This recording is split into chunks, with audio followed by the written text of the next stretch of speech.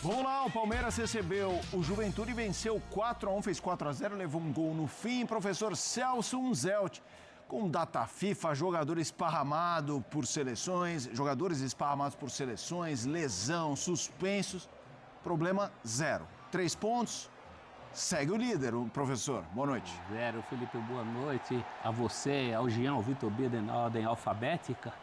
O Palmeiras fez uma partida que talvez não fizesse se tivesse todos os titulares. Veja só como é o futebol, né? O Palmeiras com muitos problemas de todas as ordens hoje, a gente convocada, a gente machucada, a gente suspensa, no caso do Vitor Roque, e não tomou conhecimento de um adversário. Salve, torcedor do Verdão, sejam muito bem-vindos ao canal Alerta Palmeiras News e hoje vamos dar aí uma conferida nesse pós-jogo do Palmeiras contra o Juventude no Linha de Passe, onde o Palmeiras passa por 4-1 no Allianz Parque, amassando o Juventude.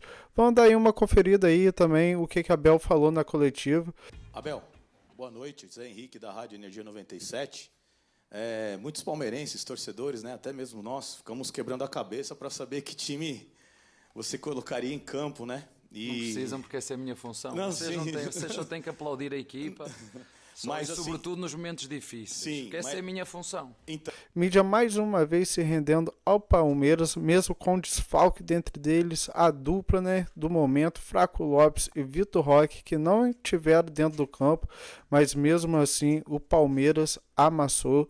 Vamos reagir aqui no nosso canal, mas antes quero que você que não é inscrito, se inscreva, ative o sininho das notificações para você não perder nada do Palmeiras. Tudo do Verdão, sempre estou tentando trazer aqui para vocês informações atualizadas. Vamos lá conferir esse pós-jogo, vejo vocês aqui no final do vídeo. Para mim, o que a gente viu em campo hoje foi surpreendente, justamente pelo que você disse. Assim, acho que estamos falando de 10 desfalques, né? E não são 10 desfalques que você força a barra para contar 10 desfalques. Tudo bem, talvez o forçar a barra seja incluir o Paulinho entre esses desfalques, né? Sim. Porque aí talvez seja forçar a barra. Mas tirando isso, são jogadores que vinham atuando, a maioria como titulares, então era um Palmeiras muito modificado e quando eu digo que é surpresa, não pelo resultado, mas pela atuação realmente, porque foi um Palmeiras que jogou muito bem, jogou em altíssimo nível, acho que o placar reflete o que foi o jogo, né? Ainda que o Palmeiras depois das mudanças tenha baixado um pouco o seu ritmo e também é normal, então acho que foi um grande jogo e é difícil até a gente apontar o destaque individual. É claro que como história, o Bruno Rodrigues é o grande destaque do jogo, porque é uma história que emociona mesmo, e a cena dele beijando os joelhos ali, acho que de alguma maneira simboliza isso melhor do que qualquer outra coisa. Mas melhor em campo é assim, você tem o Andrés num altíssimo nível, você teve o Fux num altíssimo nível, o Veiga voltando a ser o velho Rafael Veiga, então foram vários jogadores atuando em alto nível, mesmo com o Palmeiras muito desfalcado, uma vitória impressionante.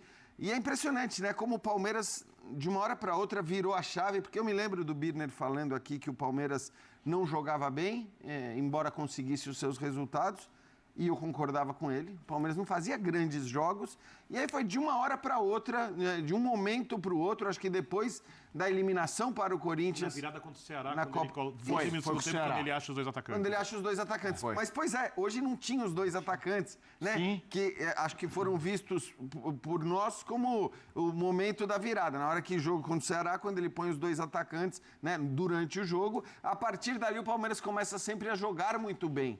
E não apenas a vencer os seus jogos. E hoje, com o time completamente modificado, manteve esse alto nível de atuação. Então, acho que é realmente uma partida para ser elogiada. Esse jogo do Ceará me marcou, Birner, que eu estava no pós-jogo, que eu não me lembro se era linha de passe ou Sport Center, e tava um jogo amarrado e tudo mais, entra o Flaco, porque o Vitor Roque estava em campo, e a coisa muda. Poderia ter esse retrocesso, porque era um Palmeiras naquele momento que criava muito pouco. Até conseguia um ou outro resultado, mas assim, não conseguia fazer gols. A gente podia ver uma versão desse Palmeiras hoje que ganhasse de 1-0, de repente com 2, mas a fórceps não foi o caso. Foi numa boa, ok, dada a devida fragilidade do adversário. Mas assim, eu costumo brincar assim, é frágil. Então vai lá e ganha de 4-1, porque assim, se for frágil, todo mundo vai lá e ganha de 4-1. É que nem o Vitória quando o Flamengo ganha de 8. Isso, então, fala, gente. Não, é isso. A gente está acostumado a ver times e seleções sofrerem muitas vezes contra times que são frágeis, como o Juventude é frágil e dificilmente vai se salvar do rebaixamento, né? Acho que é muito frágil o Juventude. Mas muitas vezes contra time fechado você tem dificuldade. Cruzeiro e no hoje Esporte, o Palmeiras por não teve exemplo. nenhuma. Exato. Vamos lá, Berner. Boa noite pra você. Boa noite, Felipe. Boa noite, Jean. Calçado é o hábito de virar pra cá. Uma honra. Professor. Professor, não. Celso Zero, que Promoveu a boa noite aos Calçade. fãs do esporte. Esse jogo mostra, primeiro, a força do elenco do Palmeiras. É óbvio que, se olha o elenco, o time que entrou em campo comparado com o Juventude, e não dá para comparar, mostra a força do trabalho do Abel, porque, obviamente, é um time muito bem treinado e hoje ele fez algo que, no mundo, Abel Ferreira era uma ficção, uma utopia. Ele jogou com 2, entre aspas, volantes que não são volantes, de marcação, são caras que constroem muito, sabendo da fragilidade do Juventude, mas a versão tradicional do Abel sempre teria uma precauçãozinha para evitar que o time tome um gol e desande, ou seja, ele está muito confiante na equipe e bota uma pressão enorme no Flamengo. Esse resultado, por mais que seja previsível, eu concordo com o Jean, eu achava que o Palmeiras ganharia, mas eu não achava que seria tão fácil e rápido como o Palmeiras. Especialmente rápido. Porque isso tem sido uma marca. O Palmeiras resolveu assim contra o Inter, o Palmeiras resolveu assim o jogo de ida das oitavas de final fora de casa desse jeito, né? No Peru. O Palmeiras tem resolvido algumas partidas assim contra o Vasco da Gama.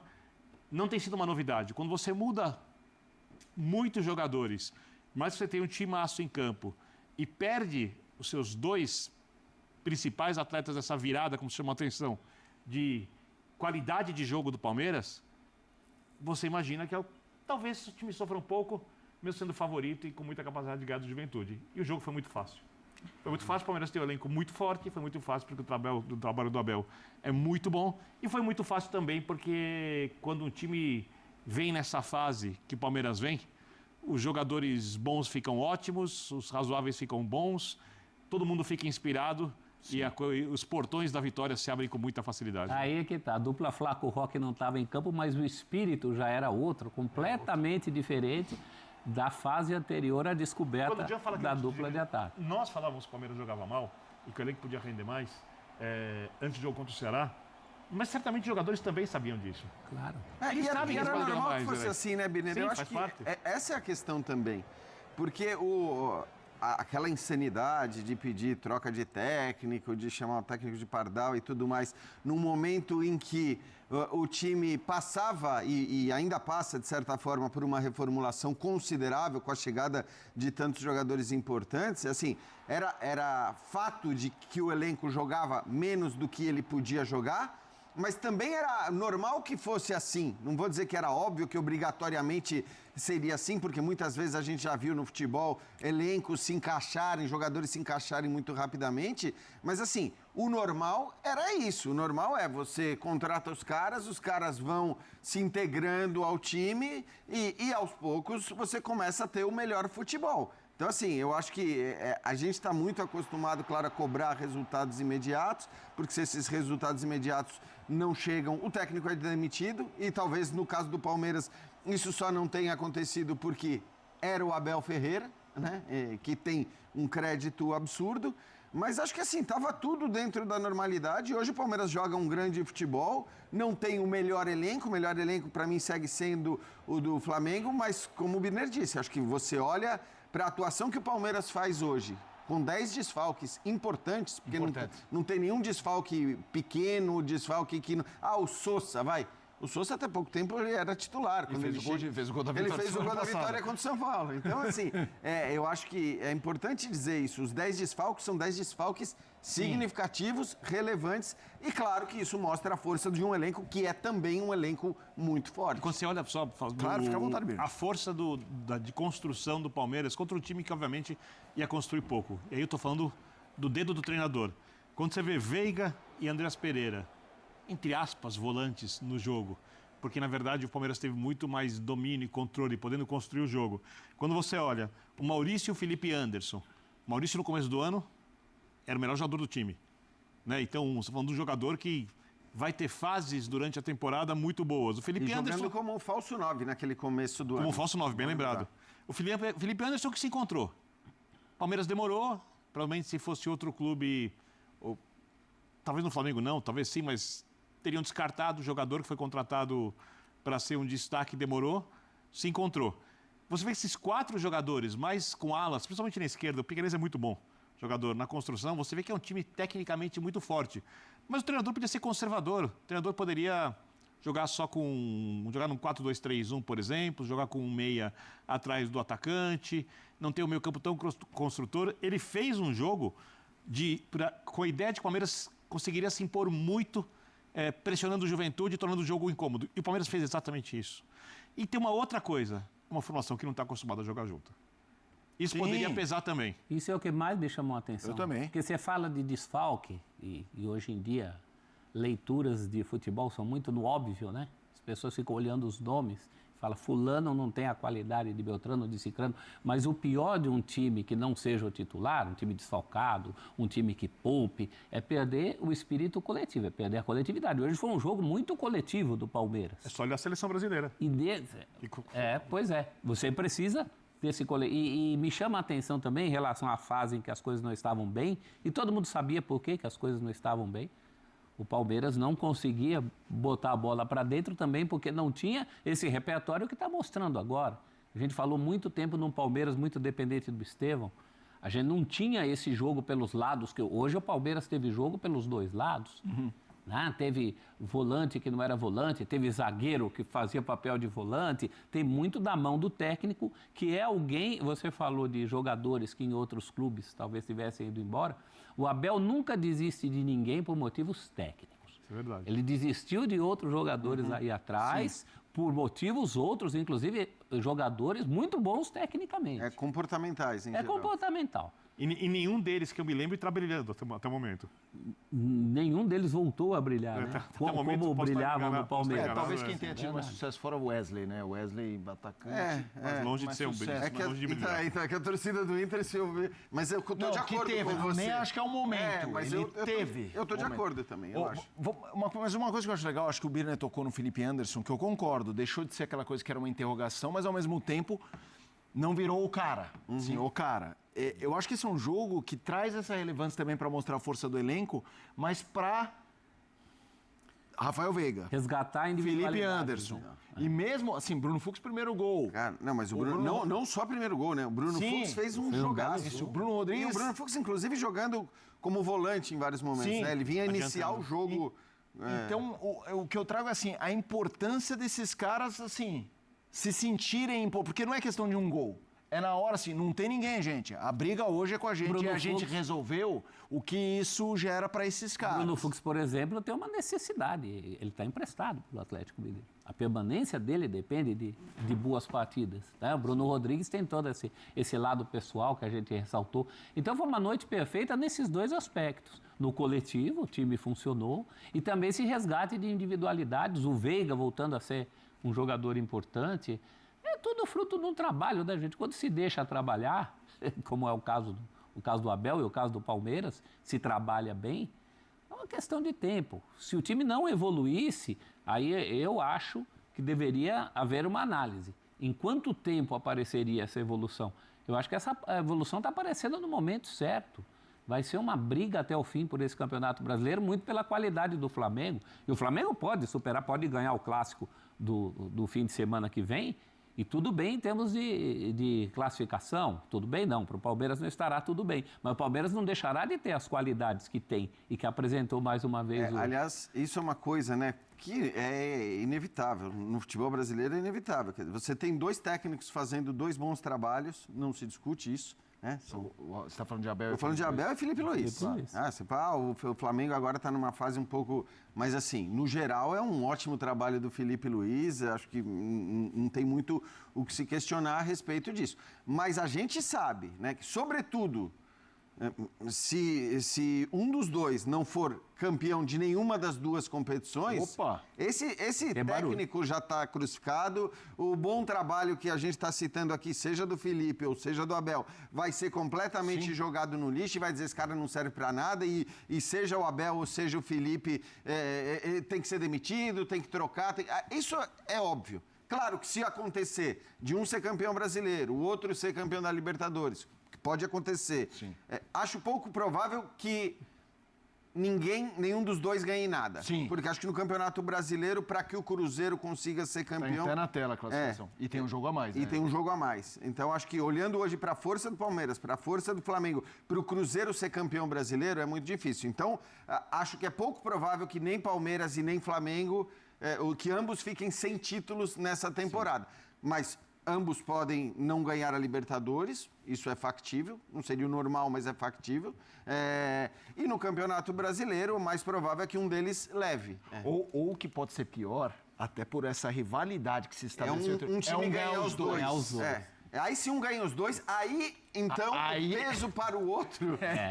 Mas assim, fica insuportável. E eu sei que assim, é inútil a gente falar isso, mas eu gosto sempre de ressaltar, cara, porque assim, a gente tem que ter o equilíbrio, a gente não tem que entrar nessa noia, nem na euforia, porque que é o papel do torcedor ficar eufórico, e nem na depressão, que também é compreensível que o torcedor entre no momento em que o seu time não ganha nada e tem o potencial que esses dois times têm. Mas olhando de maneira equilibrada, sensata, sim, acho que a gente não tem muito o que questionar. Existem sempre questionamentos e sempre existirão, mas não dá para dizer que o trabalho do Abel não seja bom ou que o trabalho do Felipe Luiz não seja bom. Vamos lá, vamos ver o Abel Ferreira, técnico do Palmeiras, que venceu 4-1 Juventude. Então, e acho que esses 40 mil hoje vieram acreditando nesse time alternativo, nesses jogadores, né, que ganharam mais uma oportunidade de jogar, né, hoje casa cheia, com um time alternativo. Não sabíamos realmente como seria a atitude do Palmeiras, mas um time muito vertical, um time jogando em cima do adversário, querendo gol. E, assim, acho que é chover no molhado, mas falar o que o Andreas Pereira dá uma dinâmica para esse time do Palmeiras é uma coisa impressionante. E a sua felicidade pessoal com o gol do Bruno Rodrigues, que até o Everton sai do gol para ir lá dar uns tapinhas assim, né, na cabeça dele, como uma forma de força para o rapaz. Olha, o Bruno Rodrigues é tudo aquilo que eu acredito no futebol e na vida. Quando nos xingam, quando nos tratam mal, quando as coisas não estão como queremos, quando dizem que estamos em final de ciclo, quando dizem que já não prestamos, quando partimos um joelho, quando partimos 2 vezes um joelho, quando temos que ser operados pela 3ª vez, quando nós estamos próximos do Mundial e tu ouves, não podes ir ao Mundial porque tens que ser novamente intervencionado. Isto é tudo aquilo que eu acredito, que é no trabalho, na persistência, na resiliência. Para mim, esse é o maior talento que alguém pode ter. Não é nem a capacidade técnica, nem a inteligência, nem a sabedoria, é a resiliência para nos momentos difíceis, manter os pés no chão e não dar trunfos a ninguém. Ser fiel aos valores que ele acredita, que é tudo o que eu acredito no futebol e na vida. É tudo o que ele passou, é tudo o que eu acredito. Foi de onde eu vim. Não cheguei aqui por ser filho de pais ricos. Subi a pulso na minha carreira como jogador. Subi a pulso na minha carreira como treinador. E cheguei à custa de muito trabalho, muito sacrifício. Ouvi coisas que eu não gostei, mas alguma vez eu duvidei daquilo que eu sou capaz? Não, nem ele. Por isso eu vos disse aqui, se vocês bem se lembram, e por isso é que eu vos digo que vocês não me conhecem, que eu gosto muito de jogar com vocês também. Eu disse-vos aqui que ele só ia jogar quando? Não. Eu disse aqui que ele ia jogar em janeiro. Não foi? Eu, ao mesmo tempo que estava a falar para vocês, estava a falar para ele, que é para não criar ansiedade nem expectativas. Que é o problema aqui das pessoas que criam muitas expectativas, não é? E, portanto, as coisas foram bem feitas, mas mais do que tudo, o mérito é todo dele. E claro que é muito bonito ver um estádio cheio como foi hoje, vemos o Todos Somos Um, mas, sabem, quando as coisas estão bem, eu não preciso de ver o Todos Somos Um, a onda leva. Não é aí que eu preciso da nossa torcida ou da mancha verde. Entendem? Não é aí que nós precisamos deles. Nós precisamos deles é nos momentos difíceis. E nos momentos difíceis, quando nós perdemos contra o Corinthians, contamos com os que estão dentro do CT, aqueles que nunca nos abandonam. Esses é que nunca nos abandonam, sabem? E quando este espírito, a gente vê este espírito, para mim é normal. Para mim é normal. E os meus jogadores sabem disso. E se o Palmeiras quer ser diferente, e se a Mancha Verde quer ser diferente, e se os nossos torcedores querem ser diferentes, é nos momentos difíceis, porque eles vão aparecer. Aí é que a gente precisa deles. É igual na nossa vida. Quando a vida, nossa casa está tudo bem, nós não precisamos de uma mão, só precisamos é de continuar. Nós precisamos é de alguém que nos ajude ou dê uma palavra de incentivo é nos momentos duros e difíceis. Não é o contrário. Não é quando nós estamos mal, porque sabemos que estamos mal, sabemos que temos que continuar a trabalhar, como foi o caso do Bruno Rodrigues. E seria muito fácil para mim dizer: Barros, empresta este jogador, pá, está aí, pá, ele não se calhar nem vai jogar. Duas vezes operado ao joelho, manda-o embora, manda-o para qualquer lado. E não foi isso que nós fizemos. Nós cuidamos e abraçamos. É isso que eu espero dos nossos torcedores em todos os momentos, sobretudo nos momentos mais difíceis, como foi ainda hoje. Porque a Mancha Verde, quando está do nosso lado, nós somos foda mesmo. Sente-se a pele de galinha como ainda foi hoje. Porque eles conseguem puxar todos o que estão aqui dentro, como foi hoje. Que eles sabiam que nós precisávamos de ganhar com os 11, com todas as ausências, mas também com a força da nossa torcida, que foi hoje o que nós sentimos aqui. E ninguém sentiu falta de ausências. Vimos o Palmeiras, vimos o Todos Somos Um. Vimos o jogo quem jogar, seja contra quem for, vamos jogar para ganhar. Foi o que nós vimos hoje aqui. E é isso que eu espero da nossa torcida. Mas aplaudir agora, dizer que somos os melhores agora, que temos... Agora é fácil. Agora eu digo, sabem o que é que eu digo aos meus jogadores? Atenção aos elogios. São impostores. Atenção, que agora vão começar a dizer que o Palmeiras... Lembram-se o que é que nos disseram sobre cada um de nós a seguir ao Corinthians? Lembram-se ou estão esquecidos? Foi o que eu lhes disse. Ou esqueceram-se? Então o caminho é exatamente o mesmo. Vamos continuar a fazer a mesma coisa. 24 horas, continuar o nosso trabalho, temos uma equipa nova, temos jogadores que valorizamos, que nunca foram à seleção, que nós valorizamos, que foram à seleção e fruto disso ficamos sem eles. Jogadores que fazem outra posição que não estavam habituados, como foi o caso do Bruno Fux, fez puta jogo na posição de 5. Aliás, ele já tinha feito golo. Acho que ele não foi preciso ir para o Palmeiras para fazer um golo de cabeça, que era coisa que ele também tinha alguma dificuldade em fazer golo de cabeça. Portanto, estou muito contente com a nossa torcida, estou muito contente com os nossos jogadores, mas o caminho ainda é longo, continua, e daqui a 3 dias estamos aqui e precisamos convocar os nossos torcedores, venham, ajudam-nos, porque vivemos num momento duro, difícil, mas nós aqui dentro da nossa casa temos mais do que nunca estar unidos. Quanto mais unidos nós estivermos, mais temidos nós seremos, mais fortes nós seremos, mais energia nós vamos dar aos nossos jogadores.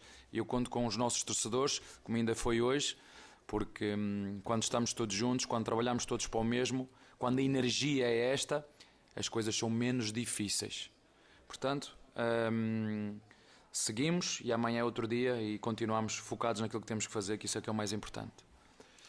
Abel, boa noite, parabéns pela vitória. Queria fazer 2 em 1.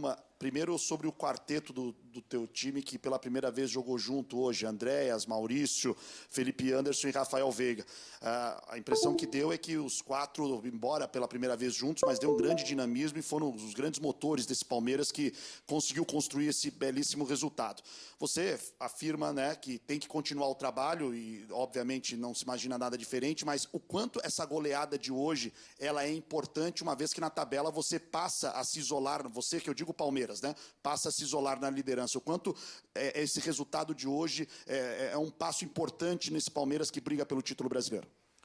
Olha, a verdade é que o título só se vai decidir na última jornada, portanto, adianta pouco olhar para a tabela agora.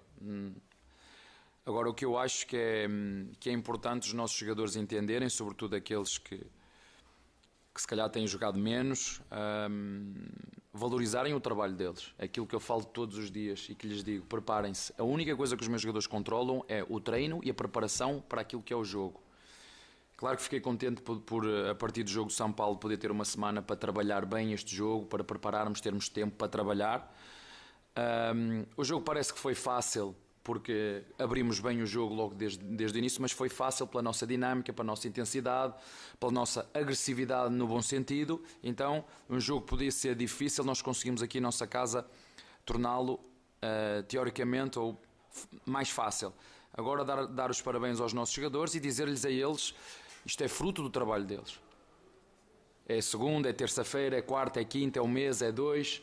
É perceber que fizemos uma reestruturação aqui dentro muito grande e os jogadores estão aí. Temos agora, sobretudo o nosso banco, é só moleques da base que nos podem ajudar também, que têm treinado connosco, mas mais do que tudo contente pelo resultado, mas por eles verem valorizado todo o esforço e o trabalho deles ao longo da época.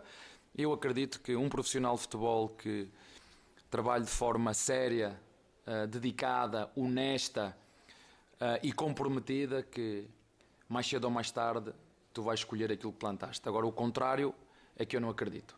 Quem não seja um profissional sério, que não trabalhe, mais cedo ou mais tarde vai ter que ir para o outro lado, mesmo tendo todo o talento e toda a capacidade, mas como eu vos disse, para mim o verdadeiro talento está na capacidade, da resiliência de cada um tem, porque muitas vezes os jogadores têm o talento, mas depois no dia de jogo esquecem de o mostrar. Portanto, contente sobretudo pelo esforço deles e dar continuidade, porque trabalham muito, merecem muito. Por mim jogavam todos, mas eles só não jogam, a responsabilidade não é minha, é da FIFA, porque a FIFA disse que eu só posso meter 11 e substituir 5, porque senão eu meti-os todos a jogar, porque eu sei o que é que eles trabalham e sei o que é que nós fazemos no CT, e como eu vos disse, em momentos difíceis, sei onde é que estamos e sei para onde queremos ir, e hoje não vou alterar nada em relação a isso.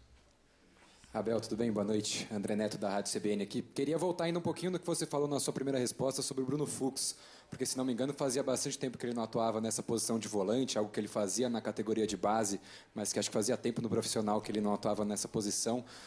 Até pensando também no futuro dele no Palmeiras, jogador que está emprestado. E queria que você falasse um pouquinho também sobre o Luiz Pacheco, que hoje fez a sua estreia, garoto vindo da base, da ascensão meio meteórica dele internamente no Palmeiras, começou a treinar, a primeira vez relacionado e hoje já estreando também. Obrigado. Agora quero o ver a jogar também quando for na equipa B, no sub-20. Se o treinador acredita nele, nós temos que o pôr a jogar em baixo, não é? É um jogador com potencial, acho que ele é sub-17, correto? Portanto, se ele jogou na equipa principal, acho que podemos puxá-lo para a equipa sub-20 e continuar a dar-lhe continuidade num escalão mais acima, porque é um jogador que tem potencial para isso, mas contamos também com os nossos treinadores da base para o ajudar a dar minutos e continuar a jogar a um nível acima. Acho que é um jogador que realmente está acima do nível que lhe é exigido no sub-17. É um jogador que pode claramente jogar no sub-20 e assim espero que isso aconteça, mas nós temos um treinador que está sempre atento a tudo que se passa no sub-20, no sub-17, e quando tivemos que chamar um sub-17, como foi o caso dele, o próprio Belé, e ter que meter esses jogadores, não temos problema absolutamente nenhum, porque temos o conhecimento profundo de tudo o que se passa na formação, mas quando nós tivermos outros jogadores, temos o Bruno Fux que pode fazer essa posição, temos o Aníbal, temos o Emiliano, e logicamente que o espaço para ele fica um bocadinho mais fechado, mas tem muitos anos ainda para jogar no sub-17 e no sub-20, para continuar a crescer e um dia mais tarde, quem sabe, poder ser uma das possibilidades aqui na equipa principal. E a outra pergunta era?